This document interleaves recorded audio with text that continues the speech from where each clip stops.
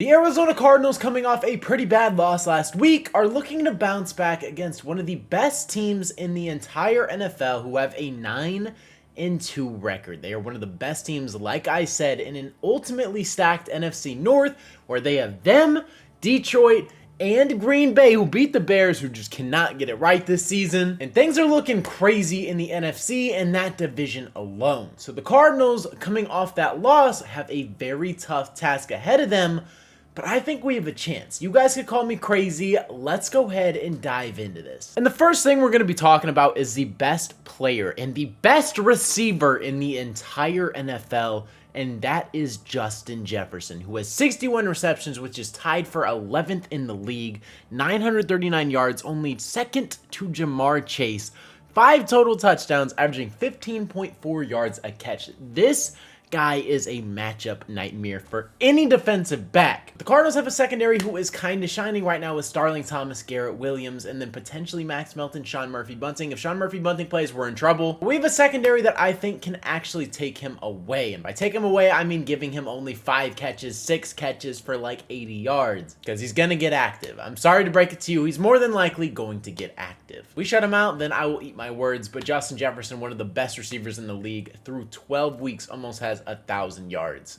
You're not stopping that. I'm just being a realist here. Let's be honest. It's also very interesting too because they also have Jordan Addison, who is heating up with targets in the past couple weeks, and he has been kind of on a tear these past two. Like I'm saying, 8 targets, 9 targets. Those are crazy. And he also has 2 touchdowns in these games, averaging, it's kind of crazy, averaging 20.3 in both games average. That's kind of wild considering 3 receptions, 8 receptions, completely different games, but in those receptions, he made sure to get 20.3 exactly. He's totaling 61 yards and 162 in the game versus Chicago. He has been balling. Kind of scary because that's not the only threat that they have as well. Because then you got TJ Hawkinson right here. Mr. TJ Hawkinson. 114 yards, 7 receptions in his last game on 9 targets. And he also had a game versus Jacksonville, 8 receptions, 9 targets, 72 yards, has yet to find the end zone, but coming off of an injury, he has looked pretty dang good, and he found his footing last week, and he is ready to make this playoff push, and it's kind of scary, because those are just the receiving threats, and I don't know how the Cardinals are going to cover them. This is probably our toughest task yet. Like, if our defense is legit, this is the test that we need. Like, genuinely, I'm glad we have this matchup against the 9-2 Minnesota Vikings. A lot of people are probably going to think that is kind of crazy because we need every single win we can get, but we also need to be battle tested. We can't go into the playoffs and just get smacked in the face. I don't want that. I want to earn this. So we have to win this game in front of us, and it's not going to be easy. That also doesn't help because their run game has been fantastic. Let's talk about how brilliant of a signing this has been for them. For the Green Bay Packers, Mr. Aaron Jones comes over to the division rival Vikings. And these are the stats he has. He's tied for 9th in the league with total carries, 179 with almost 800 yards, which ranks 8th at 798. 3 total touchdowns, averaging 4.5 yards a pop. Criminally underrated season. I did not know he was having this good of a year. I knew he was having a good one, but not a great one. And he is absolutely ridiculous. The Vikings offense is going to be a problem, and the Cardinals defense, like we previously mentioned, is going to have a very tough task, and this is going to be a legit matchup nightmare. And this offense, led by none other than Sam Darnold, bouncing back, having a career season, and shout out to him, man. His career was going to a disaster, a complete dumpster fire. And here he is. Kevin O'Connell has him balling. 2,700 yards, which ranks 9th in the league. 21 total passing touchdowns. 5th in the league. He has thrown 10 interceptions, so he is prone to turnovers still, but you'll take this kind of production from Sam Darnold. And if this doesn't solidify Kevin O'Connell for Coach of the Year, I really don't know what does at this point, because this is insane. And I'm concerned, because like I said, we do have guys in the secondary that do match up kind of well, but there are so many weapons on this offense where it's kind of just almost impossible to stop. You just have to contain, and at the minimum, hold them to 3 and contain in the red zone, which the Cardinals have been pretty decent at for the most part. But we're going to have to get this Minnesota offense off on 3rd down. That is going to be very difficult. That is a key point that the Cardinals need to make because we struggle at third down defense. We low-key struggle at third down offense as well, and I'm kind of concerned in that aspect because in crucial downs where we need to get them off the field, are we going to be able to do that? I'm not sure, but we have to do that in order to win this game, and we struggled there, so that's got to be a huge point of emphasis. Looking at Minnesota's schedule, here are the games that they have played. They have a couple impressive victories, low-key. Like, I can't even hate. They beat the Packers.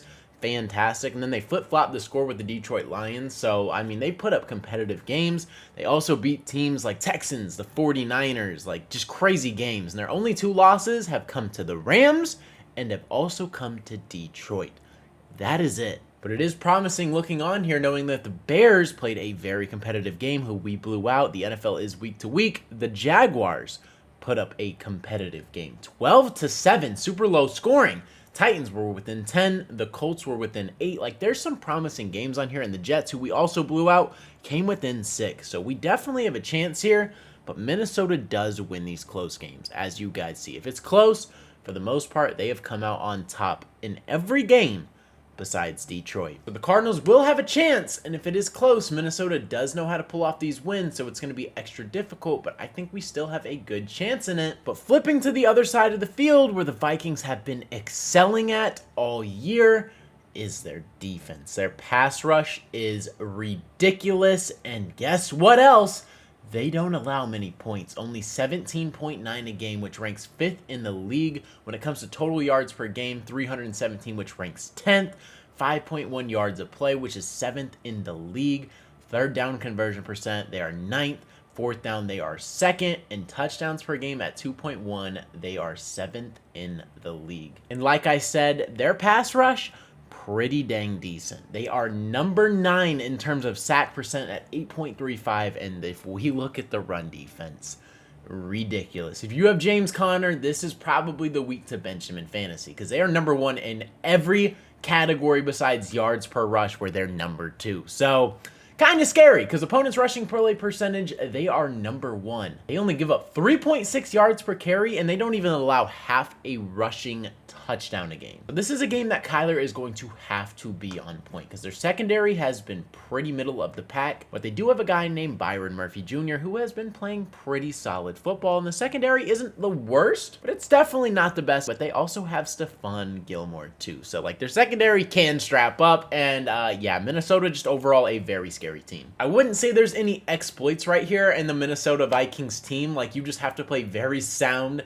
disciplined football. You have to be able to march the ball down the field, and you're going to have to be able to put up points. Like, it's literally that simple at the end of the day. You have to play disciplined, cannot commit penalties, and you can't kick yourself in the foot, or you will find yourself trailing very early. So Cardinals, please be on point because this game could slip right out of our hands right before half, so we cannot allow that to happen. I don't want another Commanders, another Packers game. We have to be on point because against teams like that, we have crumbled this season. Detroit, when we had the opportunity to win it, we folded. Buffalo, when we had a chance to win it, we folded. We had that game in control at halftime, and as soon as the second half kicked off, we let it slip away, and the Bills took complete control. So we need to be on point for 4 quarters. It's going to be very difficult, and I think Kyler Murray has to be on point. This is going to be a game where I think Kyler needs to throw the ball for like 250 yards. He has to be active and at least put on 2 touchdowns passing. This is going to be a very critical game for him, and honestly, you cannot turn the ball over. I know it is hard to be perfect in the NFL, and Kyler Murray has been pretty dang good at it. He's thrown like 3 interceptions to defensive linemen and has had like 1 awful interception, if I'm not mistaken. Kyler has to play turnover-free football. We cannot fumble, and if Kyler's balling out, we cannot afford a James Conner, a Trey Benson, just a Marvin Harrison. Like, we can't have any of our skill positions just fumble the ball away when Kyler's playing at an elite level. That'll kill drives, kill momentum, and Kyler, you have to play elite level ball. But even with that being said, that doesn't mean that the ground game does not need to be the focal point, because James Conner cannot get shut out like he did last game, and the Cardinals cannot fully abandon the run game. Got to get it going, otherwise the pass game, if they know that's all you want to do and they know they can shut down the run, we're going to be in trouble. So James Conner does have to get active at some point, and you can't abandon that, and you have to keep the defense honest. I'm also going to flip this thing to the defensive side too, because we are probably going to have to force a turnover. I don't know who it's going to be by. I don't know if it's going to be a strip sack. I don't know if it's going to be an interception, potentially Garrett Williams, who got one last week. Like, we just have to force a turnover, and Sam Darnold has forced 10 interceptions this year. There's 10 picks that he has thrown. We need 11, or we need potentially 12. The Cardinals defense needs to ball out. Kyler Murray needs to play elite, and I think we will have a chance. I'm not saying this confidently. Like, if I had to make an unbiased prediction, I'd probably say Minnesota wins this one like 31-21, but I'm going to sit here and I'm going to say that the Cardinals win this one 27-24. I'm going to be optimistic. I'm going to just put the BS in the way. I'm putting it out there. I think Minnesota has a good chance to win this, and like I said, the realistic prediction, probably that one, but you know, we're rocking this one. For the week, on my total tally picks, the Cardinals got the dub. So I'm sticking by it. I'm rolling with it. Let me know how you guys are feeling about this down in the comment section below. Do you have the Cardinals winning? Do you have the Vikings winning? What are your overall thoughts on this game?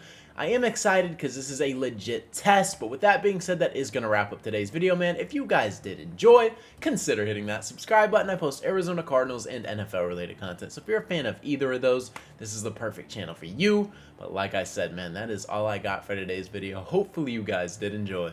It's been your boy Mythic. Peace out.